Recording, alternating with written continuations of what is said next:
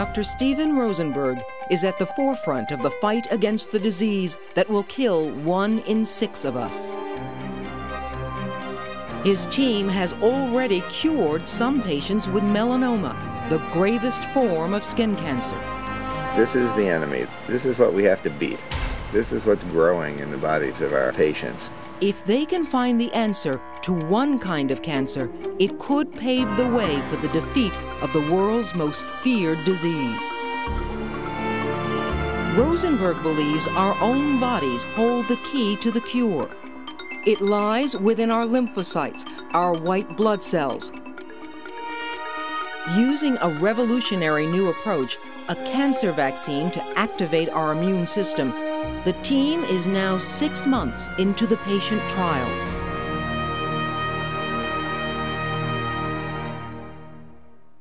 We have a series of patients that are coming into clinic this afternoon who have shown disease progression on prior treatments, who now become eligible to receive this new vaccine, but I'll have to approach them about it. In addition, we have a young 16-year-old girl who I've never seen before, who has melanoma, apparently metastatic, that we'll be seeing as a new patient in clinic who would become eligible for the new adenovirus vaccine protocol. Tina? Hi, glad to meet you. Well, we've had a chance to go over all of the x-rays, but I just wanted High school student Tina McDaniels will be the 9th person to join this latest vaccine trial. Her cancer started in a mole on her left thigh. These bumps came, and then I started chemo. When's the first time you noticed this? That's one from the first week in January. Okay. The newest one was just this week. Just this weekend? That's this one in the back? The one down Oh, there. no, this one. I see. Anything else we need to know? Any other symptoms you're having? Maintaining your weight okay? Mm-hmm. With the chemo, they all went down in size, and since then they've just all been coming back. All right, we're going to step out and let you get dressed, and then we're going to sit down and talk things over. Okay. Tina is the youngest patient the team has ever seen with melanoma.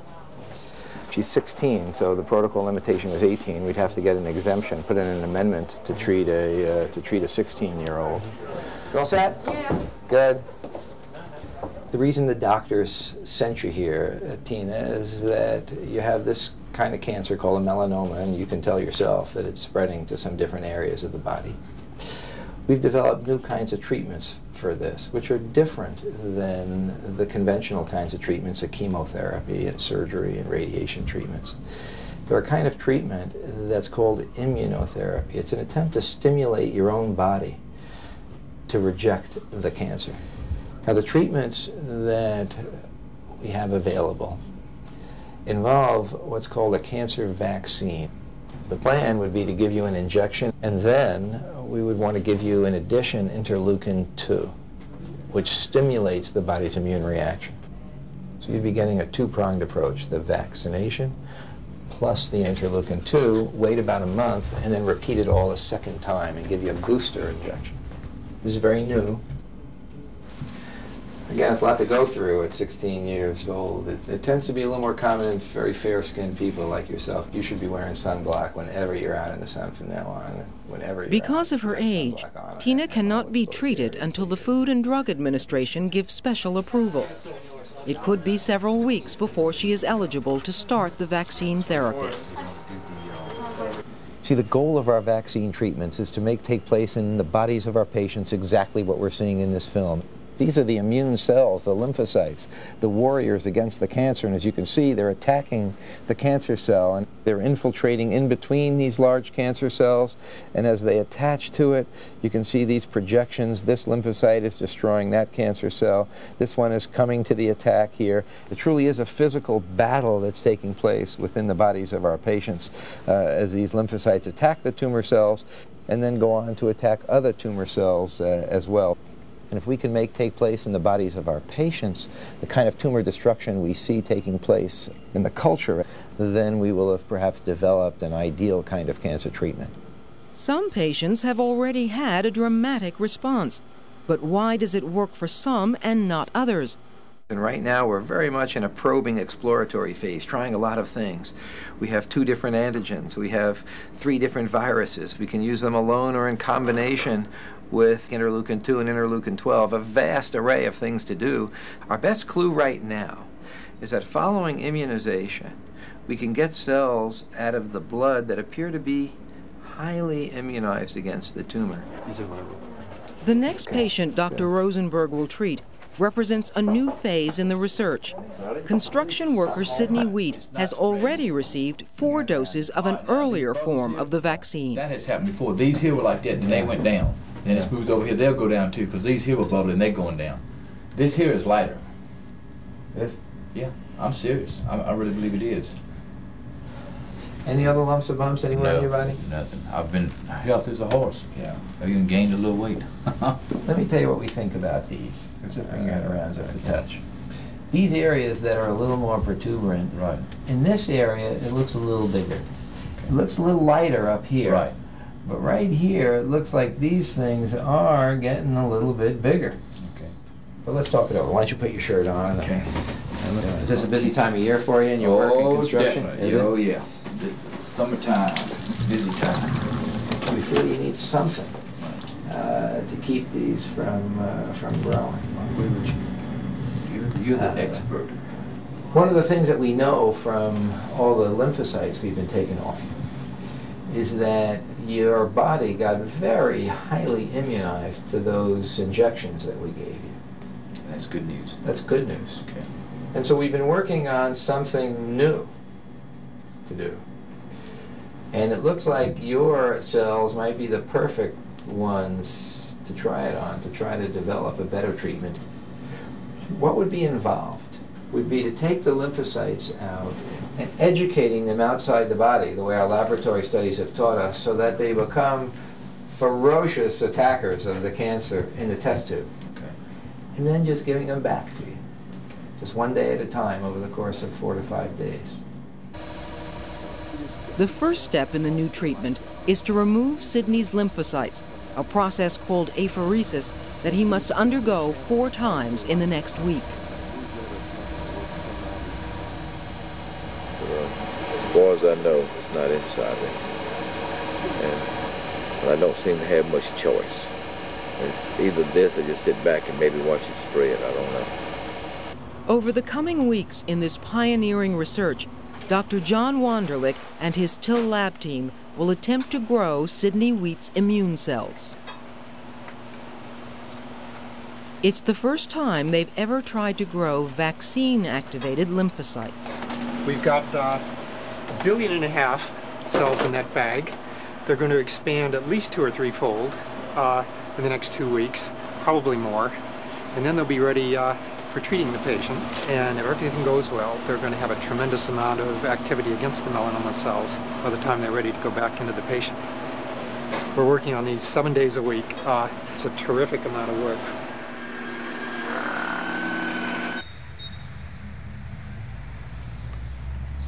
Builder John Chicalise has just received his 2nd vaccine therapy. Within a month of getting his first dose, the cancer in his lungs completely disappeared, but the large mass on his neck continues to grow. Now he's gonna miss you because you're gonna be John gone. is now experiencing severe headaches and has been called back as an emergency, with suspected tumors spread to his brain. Huh? You know Daddy loves you. Do you want your neck brace? You might as well. Okay. It's been a roller coaster ride. You know, you don't know what to hope for or what's going to happen from one day to the next. So, you know, it's scary. People want you to be optimistic, but, you know, once you've been up and down so many times, you just don't want to do it anymore. You know, just wait. That I have melanoma, the one that's almost incurable. Because if you look at, there's 4 or 5 different types of skin cancer, and you say, why did I get stuck with the one that is the worst one? It seems like I'm doomed. I'm on my way back up there right now. Hey, Julie. We're ready to go. Daddy's gonna go now. Okay. You got everything? Yep. The return so soon after treatment is a real blow for the Chicalese family. Yes, John. Hang on. Hi, John. Good to see you. Glad you made it up. I don't think we met either. Good. Fill up the chair here, John. And Seat up here with the chair. you checked in? Yeah, I did. Tell me what's happened to you since we saw you last. Couldn't move your neck, is that it? You know, I could move it, but it just was painful, and this thing started to get really big all of a sudden right around 4th of July, and then it started getting bigger, but it's hurting to a point where I can't sleep even. Right. Now, it was because of that I wanted you to come up early, and I'm glad you're, I'm glad you're here so we can try to sort this out. This does look bigger, doesn't it? I didn't know if that caused more of the pain. Yeah. No, I think your headache is almost surely related to this, but we're going to have to check. You remember there was a little shadow we were looking at in the brain. Yeah. We never knew what it was, but we want to take another look at it. My suspicion is that the headaches are caused by this mass, which does look a little bigger. But we just need to check to be sure that there's nothing else going on that we're not aware of. So we're going to try to sort all of that out today. As soon as we have all the results, we'll come by, sit down, and go over everything.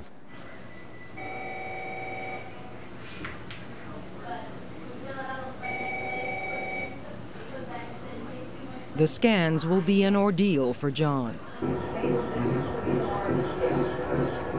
Not only is there the trauma of what they might find, but lying flat is now extremely painful. John must remain immobile for more than an hour. Here we go.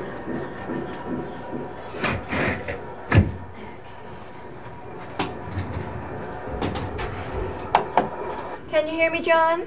Yeah. Okay, this is going to be the pilot, which is a short scan.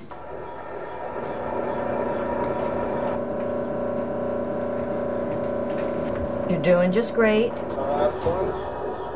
It should be. I just have to look at that, and the doctor, Patronus, wants to take a real fast peek at that. Okay, but I'm trying to get you out. He's in a lot of pain. That's why I'm trying. For in the neck? In the neck. I see. Okay. Okay. Now give me the T2 now. You have T2, fast Spinecro T2. Everything else is out. Thank you, and that's it. Okay. Then I don't have to see it. Radiologist Dr. Nick Patronus will assess if John's melanoma has spread to his brain. Since he's developed headaches, is there anything new in there? No. Shadow here, we're not sure exactly what it is. So we're still questioning hemangioma, melanoma. Melanoma, yeah. Not growing though, huh? Not growing, no. So it looks like he had something in the hilum of his lung.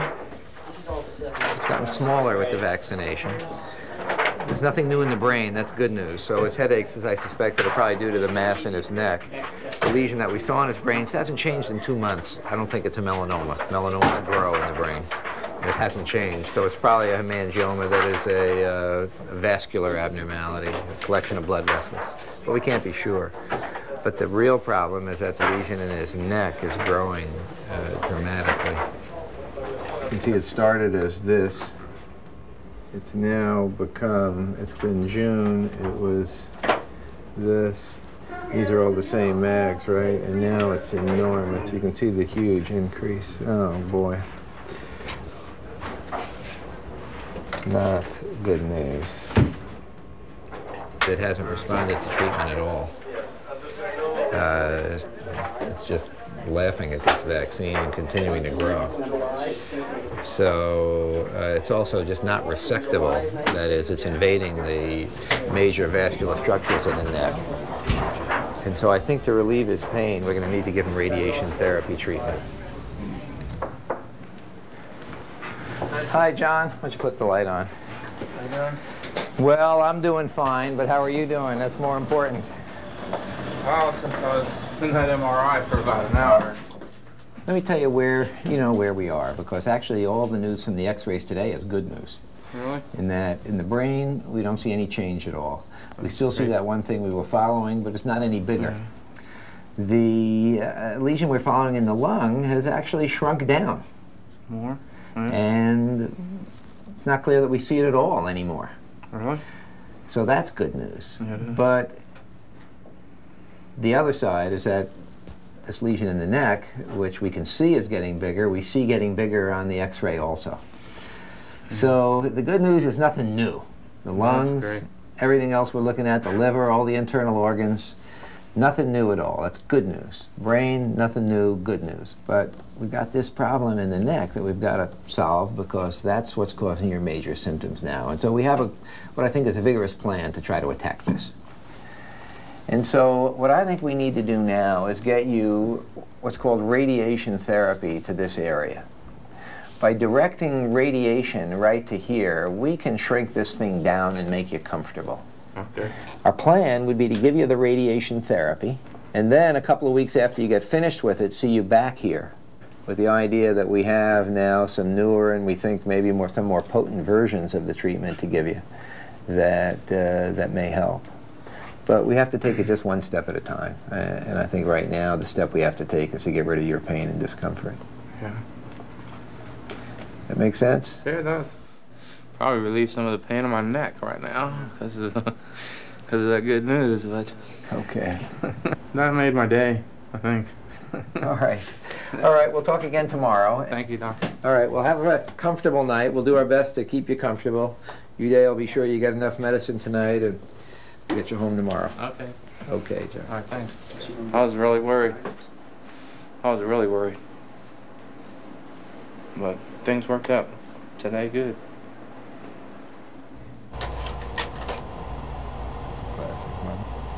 Melanoma is the most rapidly increasing cancer in incidence in the United States. There are about 30,000 cases every year now, and it's going up at a very dramatic rate, and we don't understand why.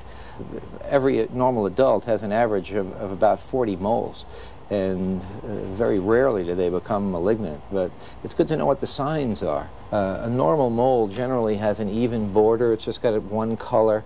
You often can't feel it when you run your finger over it, whereas a melanoma has a very irregular border. It has areas of different color, reds and blacks and browns, and even some areas that look like the pigment is disappearing. And it tends to be a little lumpy. It tends to have these areas of lumpiness, and when you run your finger over it, you feel a lot of irregularities. Those are the cardinal signs of a melanoma. And in fact, whenever anyone has a mole that changes in any way, they should see a doctor and have it off. Hello? Hey, honey. Yeah, they went in here and, I got all my CAT scans and my MRIs, and Dr. Rosenberg just came in here and gave me some good news that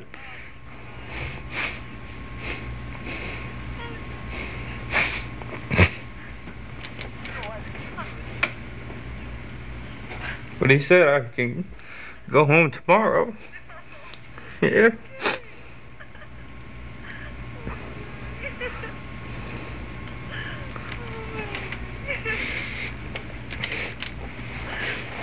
I just wanted to tell you that.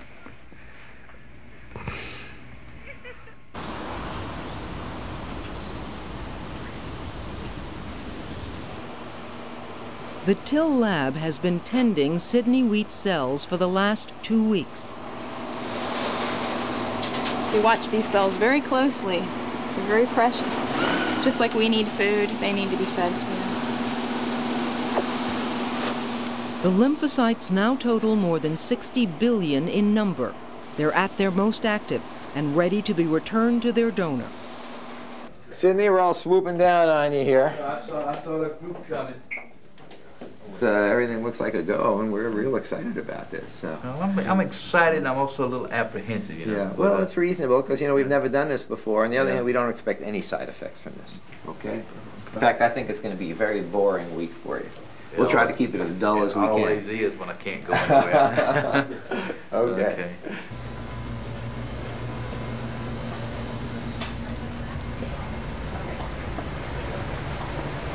There it is. There's Mr. Wheat. There we are. Sydney's cells have now moved to the harvesting lab. All right, well, it's happening, huh? So how many bags do we have of his cells today? We've got 25 liters. 25 liters. Right. Each one of these bags had the growing lymphocytes in them. And they're going through this centrifuge where they're being spun out so we can collect them. It's really come full circle from defining the gene to giving the immunization to Mr. Wheat to now giving him the cells back. And we'll see if at the end of all of it anything happens. Because Sidney's treatment is so new and the side effects unknown, he will be given back his cells in the intensive care unit.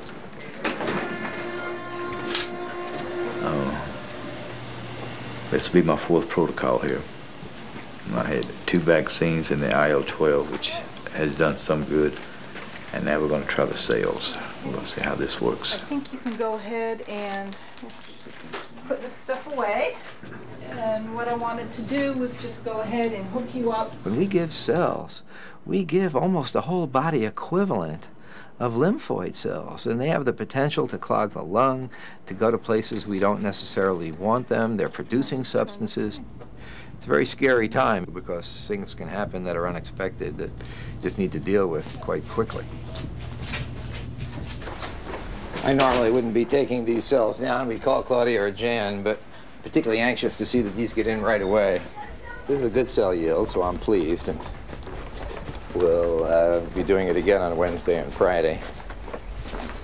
It's more cells than I thought we were actually going to have today, and so Mr. Wheat may get some fever and chills from this number of cell infusion, but they look hungry. We'll see what they do.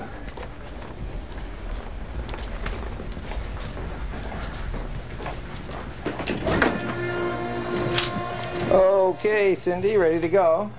Okay. I want these in without a filter. Okay. Okay. Good. They've been filtered, so they're all ready to go. Good. So we're going to double check your name. Make sure that they're yours. I hope they're mine. This is it. You want to stay with me? Yeah. One question. How long is it going to take this to run through? We'll put them in over about 20 minutes. And just keep them mixed. And we're up and running. All right, Mr. Wheat, will you just imagine those cells just chewing up while we're I feel it going in. All right, good. We'll check with you a little later. Good. The Till lab team has also come to witness the event. How long does it take y'all to grow these? 2 weeks. 2 weeks to grow? Okay, would you use IL-2 with them plus the protein and everything? Okay. Right after each leukapheresis that you had, Right. we put those cells right in culture. Okay. This is exciting. It really is. Just for us, too. Yeah, imagine so. Now, Mr. Wheat, I need you to tell me if you have any funny feelings at all, if you start itching, if you have any shortness of breath, anything that you could imagine that isn't right. I hear the sales talk. Whatever.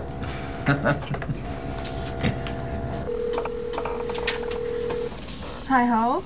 Hi, it's May. Hi. Listen, I wanted to put in the request for the vaccines for Tina. Okay. Like John Chicalese, Tina McDaniels will now receive the highest dose of the adenovirus vaccine allowed by the FDA. This will be followed by the immune booster interleukin-2 or IL-2. This is gonna hurt.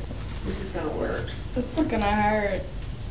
Well, you tell me after it's over whether or not it was less or more than you expected, okay? So you're judging her ability to give a shot before you even have one from her. That's right. Ow. Yeah, that alcohol's a killer. It's out. It's all over. The anticipation was worse than the... I knew that. I do want to fix in my mind the size of these. She had one on her neck that's really gotten bigger. Really? Let's see that. Okay, you can take your hand down. I see.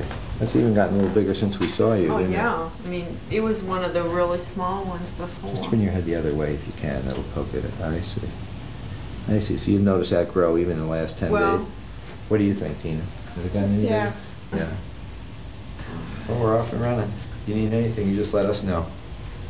All right, we'll see you again later. All right, thank you. I know. Okay. Thank you. Sure. Bye-bye. Our tumors are progressing quite rapidly. Looks like an aggressive kind of tumor, and she may get into significant trouble in the next couple of months unless we can, unless this treatment can keep this from growing. Deep breath.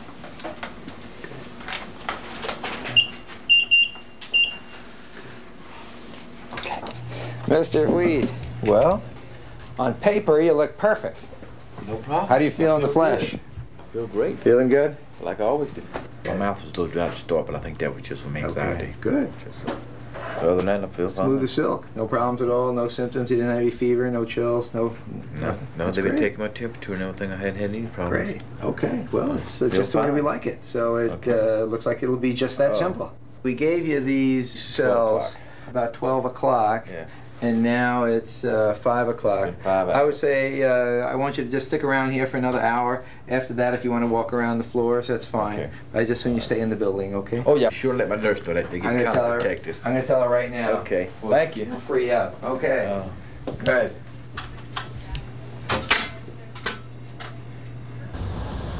Actually, let me just bring people up to date. I know I mentioned this to you earlier, Carlos, but bring up to date on John Chicalise, who called me last night. Apparently, he still has not started his radiation therapy. The hospital down in Florida is insisting on a major upfront payment, $7,000 to $8,000 that he just doesn't have, and they won't start his treatment without it. So I thought we had actually squared that away with our social workers, but I guess it didn't work out. Well, we'd all spoken. In fact, initially, I think they were asking for $30,000 up front. Then Debbie spoke with us, and I guess she made a couple of phone calls when they were willing to drop it to $7,000. Yeah, but apparently it hasn't worked out. He doesn't have the money, so I told him we'd bring him back here and try to get him here today. I'd like to start his radiation therapy today. So if we can get him up first thing in the morning. Have we called down to Ober? Yeah. I mean, here he's going to be up here now for 4 weeks away from his family and his child, so it's really a shame. You wonder what happens to people like him if we're not here. I mean, would they not treat him, just let him be in pain with this? It's a terrible situation. I think we can probably do it in 4 weeks. So, Tina McDaniel is a 16-year-old girl who was admitted for course 1 of Adeno-GP 100 and IL-2. To date, she's received 7 doses of IL-2, the 7th this morning, and she's virtually there. Good. Why don't we go see her? Tina is now 4 days into her treatment with IL-2, a hormone which will increase the number of immune cells in her body. Was she awake when you got here at all this morning, or? No. Hasn't been awake yet, or? Well, you haven't tried to wake her up? No. Well, we'll let her sleep now that we've disrupted everything. We'll see if she can't get a little more rest. Did she have a difficult night? You said you were here all night? She'd been upset earlier, so I went ahead and stayed with her. She's getting scared. Scared? Okay. She's taking it very well. General malaise and swelling are typical and temporary symptoms. You're afraid. You're afraid for your daughter because look at this list of all the bad things that can happen. Things that, you don't want to have happen to her because you want her to see her have a full life, and be able to do the things that you want to do and go to college and that kind of thing. And it's real hard on you. You don't want that kind of thing to happen to your daughter. You want the doctors to be able to fix it, but it's not like fixing a broken arm.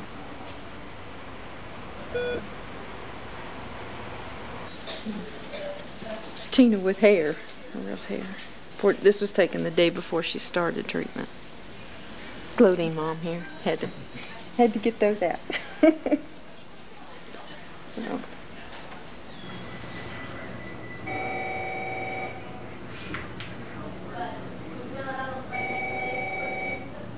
She's never told anybody that she's got cancer. It's been real hard on her, real hard.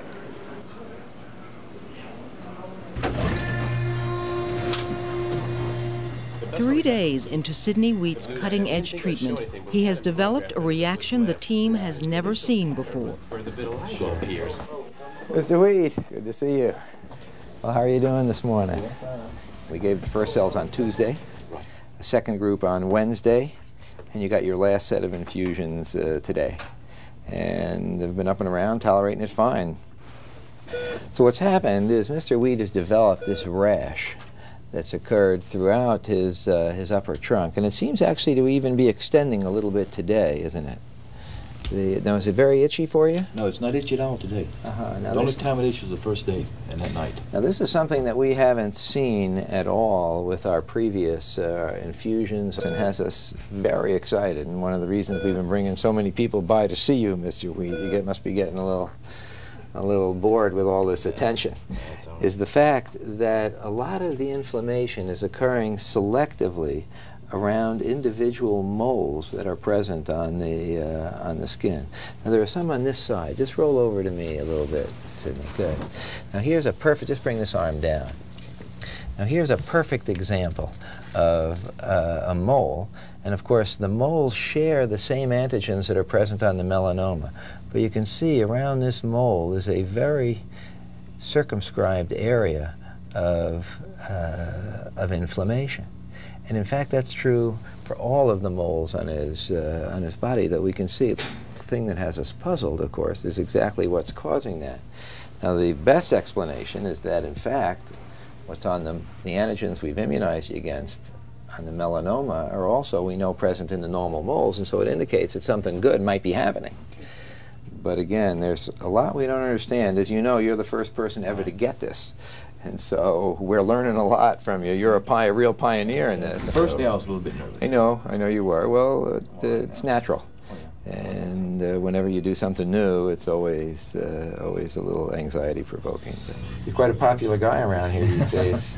It's a little dangerous to have something interesting in a hospital. Okay, gentlemen, thanks. We'll see you again a little later. They seem pretty excited about it. You don't too often see them excited like this. So I'm hoping it works. Yeah. You know, give everybody a lot of hope. They're going to keep me a little bit longer. You talked to your family yet about it? Yeah, I've talked to them. They're hoping and praying. Yeah, they're going to keep me a few days longer than normal. So that's understandable in this situation. So nice to see you. You know, you probably don't know this, but we're celebrating our 10-year anniversary. Is that right? 10 years. Come on over here and just sit down. Linda Taylor was the first cancer patient Dr. Rosenberg ever cured with a much earlier version of his immunotherapy. Oh, it's more than 10 years. It was November. Sit down. See, you only let me come once a year now. I see. It was November of 85. No, November of 84. November of 84. I've missed a year, so now. That's right. So we're going on almost 12. You look terrific. Well, thank you. Everything going well? Oh, it's great. No problems at all. Okay. You know, we had cured a lot of mice, but none of the patients had yet responded up until... I was the big rat. Up until that time. But we had treated actually 66 patients before that, all of whom had failed and all of whom would go on to die of their cancer. And then we had made one final change in terms of giving higher doses of the IL-2 along with these cells that we had developed. And Linda was the first patient that we treated. Think of me as a big rat that lived. 12 years later, the search continues for a treatment that will work for everyone. These mice have helped us define the best ways to immunize patients. They're just getting injections with tumors. They will develop some tumors in their lungs, much as a human would, and then they'll be treated to see if, in fact, we can make these tumors go away. One of the things that we're looking at now is the next generation of vaccine. If we can perform these immunizations with lipids in conjunction with DNA, we might be able to immunize people not having to use viruses, and therefore have it much simpler and much safer. Without the ability to do this, our ability to develop any human treatments would be very, very severely limited, not completely paralyzed. If these animal experiments work, we would hope to bring these to patients sometime within the next year. Hello? Mr. Weeds, Dr. Rosenberg calling from the National Cancer Institute. Yes, sir. Just checking in to see how you're doing. You're a hard man to track down. Sounds like you're working hard these days. We've been working, yes, sir. I know. I've been doing fine now. The rash seems to be gone. Okay. The tumors do not feel as pronounced as they used to. Okay, Sydney. So, no, I feel fine. No problem.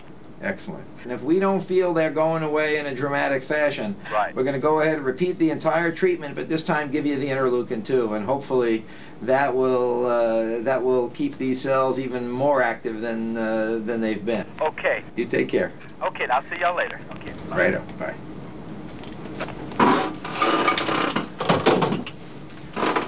Okay, well, it sounds like Sydney's doing well. He's recovered from the treatment. It's impossible to know what's happening to these lesions. My guess is they're not changing that much. If he says he thinks they're getting a little softer, they're probably not any smaller. But Sydney's the eternal optimist about his lesions, and so we'll see. But again, it hasn't been that long, so just have to wait and reevaluate when we see him in a couple more weeks.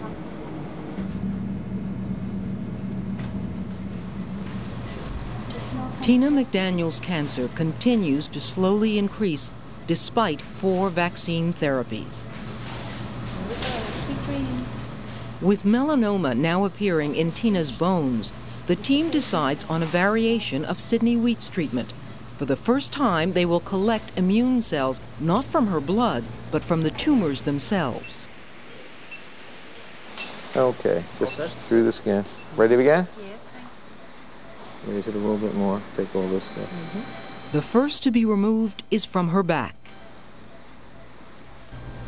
Now, when we resect a tumor nodule, what we're trying to do is actually isolate and grow the immune cells, the lymphocytes that are growing into that tumor. After all, what better place to find cells that are doing battle against the tumor than in the tumor itself? One of the characteristics of a cancer, it's the only cell in the body that can grow at a site other than its site of origin. It's very important when you're taking these out that you not get into them at all, because we don't want to spread the tumor as we're removing it. So we're just very careful to take normal tissue around the entire lesion. If it's resting right on the chest wall, we're just lifting it off the chest wall here. Good, right over there. Okay, good.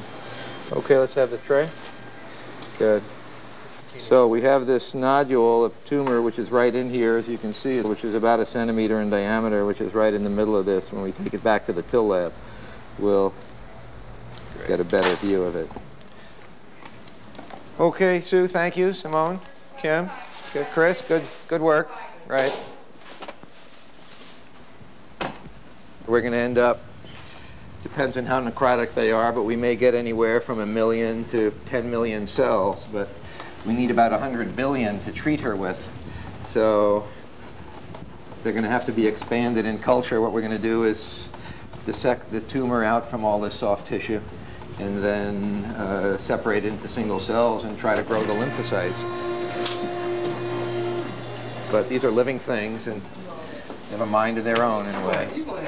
You can see how intimately we go from the clinic to the laboratory and then back to the clinic here at the NIH. It's one of the very unique things about this institution. We're not just doing research in the laboratory, we're doing research on patients, learning things that we take to the laboratory, and then from the laboratory we take those reagents back and use them to treat patients. What I'll do now is dissect out the melanoma from in that soft tissue. And what we're left with here is this pure tumor nodule. And this one, unfortunately, does not look very necrotic. It looks like it has a lot of viable tissue in it. All of that represents growing, aggressive melanoma. So, I'm going to leave these to you, okay? Well, hi there. We had a hard time tracking you down. We went up I'm sorry to keep you waiting. I know you've been right here. Tina's fine. No problems at all. Everything went very well. In fact, we've been done for a while. We actually were just working on the tissue in the laboratory, getting it going. Oh. Do you want to come by and see her? Yeah. Okay, good. Let's go. Okay.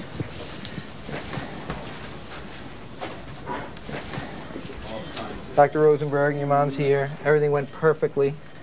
Couldn't be better. You did just fine. You in any discomfort now? Does it hurt at all? Just a little sleepy? Okay. All right, hang in there. We're going to leave you here just for a little bit until you wake up some, and then we'll send you upstairs. Hi, is everything okay? Everything's fine. Good. All right, Tina. Okay. All right. Thanks Okay. so much. Sure enough. A meticulous process begins. Tina's immune cells will be prepared for culture.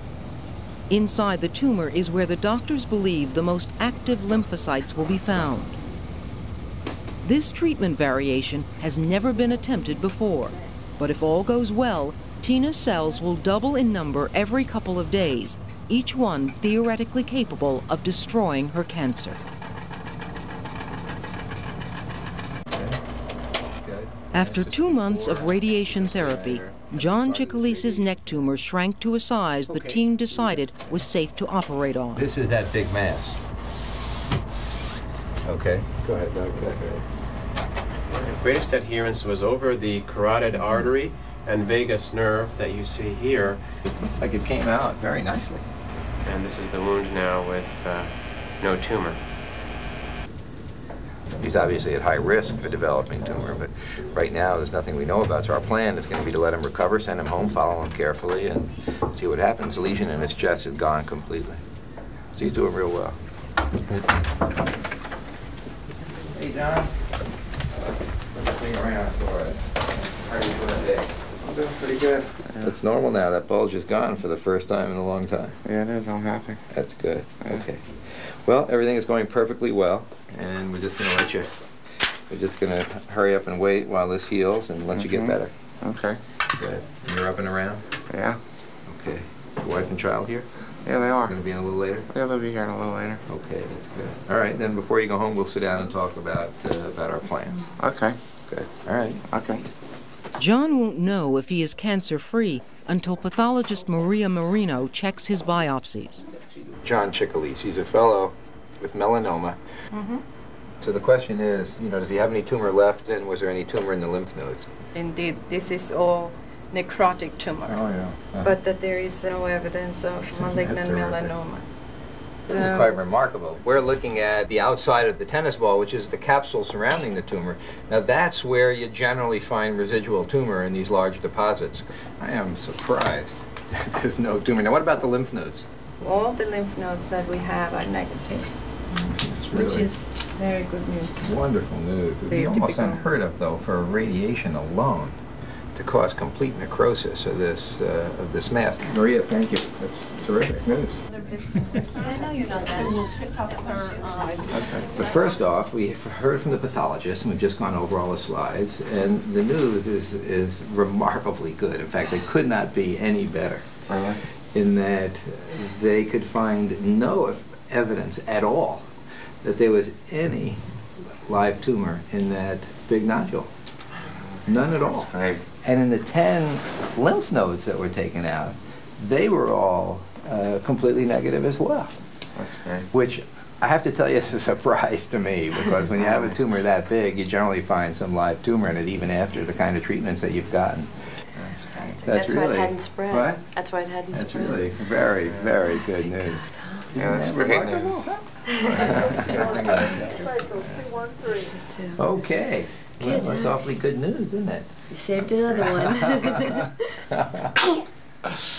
Okay. Got anything for the common All right, cold? that's right. Okay, that'll be next. All right, good. Okay, thanks. We'll check back a little later, and again, we'll try to get those drains out and get you home as soon as we can. Okay. Good. This is quite a remarkable result for John, and very unexpected. The pathologists tell us there was no tumor left in his neck and none in the lymph nodes as well. We know the vaccine treatment has resulted in the destruction of all the tumor in his lungs. So right now, John is left with no tumor at all. Looks like a combination of the vaccine and perhaps the radiation therapy has eliminated the tumor, and hopefully he'll do well. What do you think? Huh? What do you think, Julie? Was that good news? Yeah? That's great. Gonna be a good Christmas, huh? Oh, yeah, it's gonna be great. Good New Year. Uh-huh. I get to watch her grow up to be a big girl. Rotten teenager. Oh, that's good news. I'm really happy. Oh, that's great news. Yeah. Oh.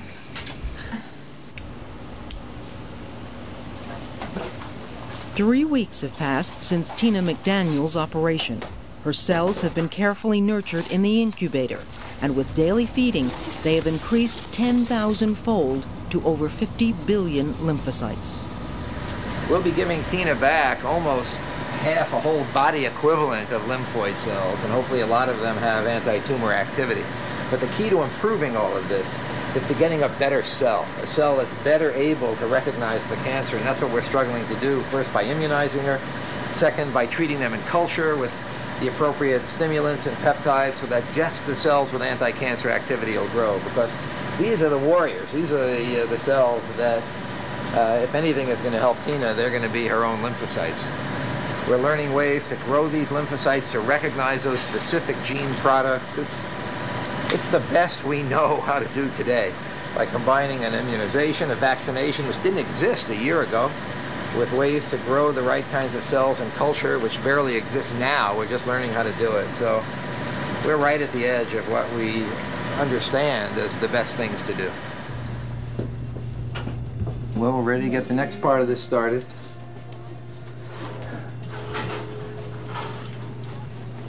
All right, there it goes.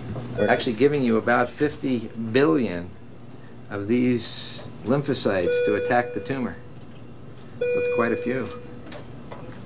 Sometimes after you get these cells, you get a little bit of some chills. We can give you some medicine to get rid of it, and you'll be fine. They always go away. It just takes a few minutes.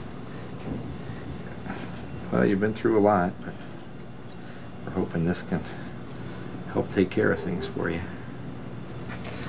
Good. We'll be back in a little bit. So, we're off and running again. We'll see. Hopefully this will help, but if not, we have a few other tricks.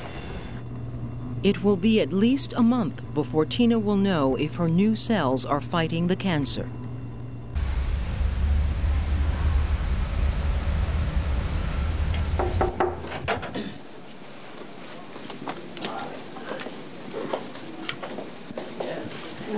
Tina?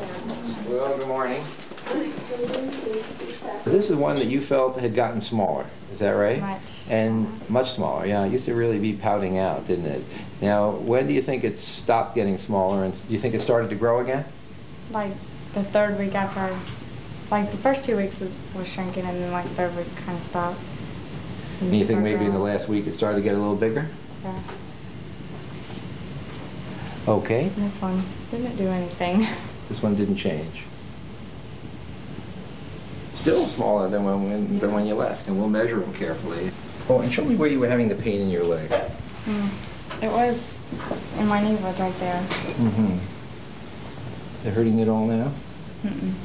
Hurt when I press on it? Mm-mm. And anywhere else? It was hurting all down here. And that's completely gone away? Yeah. Let me just see both legs side by side. Okay. It looks like for the first time that's something that's actually caused a change. Not enough of a change, of course, because we're only going to be satisfied if all of these go away. But at least it gives us an inkling that we may be on the right track. Breathe in. Hold your breath. But despite the good news, the pain in Tina's leg is cause for concern. Okay, Tina. This is the first time that we've gotten x-rays ourselves. We were sent x-rays before, but this is very ominous. In the tibia, which is the distal portion of the leg right below the knee, this is the knee joint, we see a lytic lesion here, which represents bone destruction. It's right on the floor of the tibia. And so the knee joint, if that grows, could get involved, but it looks very stable. We don't see any involvement of the cortex, that is the edge of the bone. But she has a second lesion, which is far more ominous, down in the distal, the far portion of the tibia, right near the ankle joint. And you can see here this large area of bony destruction. And here it is involving the cortex of the bone, and we know from the dynamics of stress on the bone that when the cortex is involved, there's a great danger of fracture. That's a very unstable bone. And it's critical, Chris, that we keep her on crutches so that she doesn't fracture through that. It's a very dangerous location. So basically, the area in her abdomen we were concerned about, not there. Never was a problem. A little bit like the thing in John Chickley's brain. We didn't know what it was. Turned out to be nothing. And we have these little areas in the chest that we're going to need to keep an eye on. I think they're a touch suspicious, but not nothing definite. And the things in the bone, very worrisome. Okay, so we're going to push ahead with our treatment. She's going to get her cells in another 35 minutes. And we'll see. We clearly had some shrinkage of these lesions that were in the subcutaneous tissue, and we'll see if we can push ahead. And we'll be growing nutil from the tumors.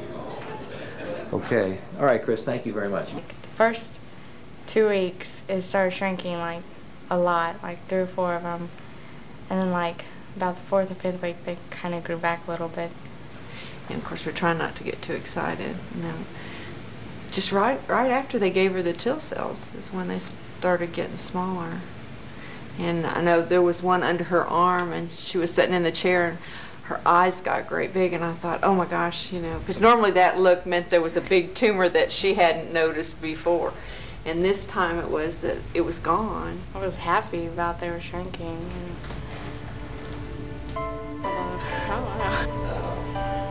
It's the first time we've seen anything in Tina.